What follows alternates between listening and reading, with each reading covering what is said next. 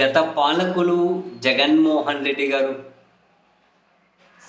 కేంద్ర ప్రభుత్వ సంస్థ తోటి విద్యుత్ ఒప్పందం కుదుర్చుకున్నప్పుడు దాని మీద చంద్రబాబు నాయుడు గారు ఆ కూటమి పార్టీలకు సంబంధించిన వాళ్ళు వాళ్ళ పత్రికలు టీవీ ఛానళ్ళు పేద క్రైమ్ లాగా పేద కుంభకోణం లాగా ఏది బుద్ధి పడితే ఆ పదాలు వాడుకుంటూ జగన్ గారి మీద విమర్శలు చేశారు. కేంద్ర ప్రభుత్వ సంస్థను కానీ లేదా మధ్యలో ఆదాని ఇన్వాల్వ్ అయ్యారు అని చెప్పి ఆదాని మీద కానీ వాళ్ళు విమర్శలు చేయలేరు. ఆ ధైర్యం కూడా చేయలేకపోయారు. అది వేరే విషయం. సరే అన్ని అన్నారు కదా, మరి ఆ ఒప్పందాన్ని రద్దు చేయండి అని చెప్పి చంద్రబాబు నాయుడు గారికి అన్ని వైపుల నుంచి డిమాండ్స్ వచ్చాయి. రద్దు చేయండి, మరి నష్టమే ఉంది, రద్దు చేయండి అని. రద్దు చేయకపోగా మళ్ళీ అదే సెకీతోటే ₹2.79 ₹2.49 జగన్ కొట్టే ₹2.79 కొనడానికి ఆంధ్రప్రదేశ్ ప్రభుత్వం ఇంట్రెస్ట్ చూపెడుతూ ఉంది.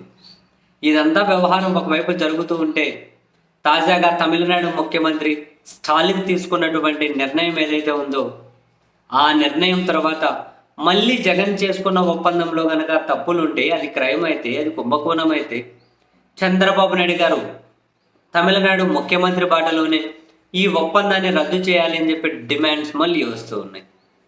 తాజాగా తమిళనాడు ముఖ్యమంత్రి తీసుకున్న నిర్ణయం ఏంటి?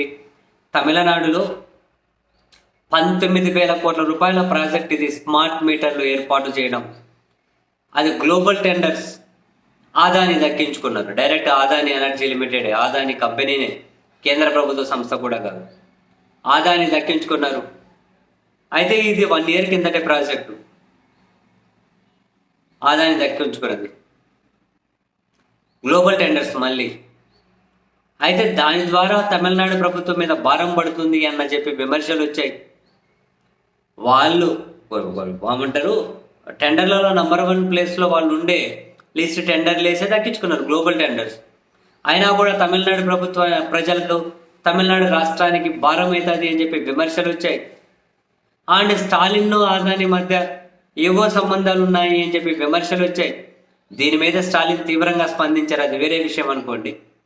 ఈ పరిస్థితుల్లో సరే, మరి తమిళనాడు ప్రజలకు ఏమైనా ఇబ్బంది కలిగేటట్లయితే ఈ టెండర్లు రద్దు చేసి మళ్ళీ టెండర్లు పిలుస్తామని చెప్పి ఆదానికి వచ్చినటువంటి ఈ టెండర్లు ఏదైతే ఉంది, ఈ టెండర్లను రద్దు చేసి పెట్టేశారు. ఆదానికి దక్కించుకున్న టెండర్లు తమిళనాడులో స్మార్ట్ మీటర్లు ఏర్పాటు చేయాలనే కాంట్రాక్ట్ రద్దు చేసేశారు. మళ్ళీ ఆ తర్వాత టెండర్లను పిలుస్తామంటూ ఉన్నారు. మరి చంద్రబాబు నాయుడు గారు జగన్ గారి పీరియడ్లో చేసుకున్న ఒప్పందం తప్పైతే, దానివల్ల రాష్ట్రం మీద భారం అయితే, జగన్ ఏమంటున్నారు, నేను 1,00,000 కోట్లు సేవ్ చేశాను, ఏమైనా శాలువాలు సన్మానాలు అంటే నాకు చేయాలి అంటూ ఉన్నారు. ఆయన మాటలు తప్పైతే, రాష్ట్రానికి భారం అయితే, మరి చంద్రబాబు నాయుడు గారు కూడా సేమ్ స్టాలిన్ లాగానే ఆ అగ్రిమెంట్ రద్దు చేయొచ్చుగా.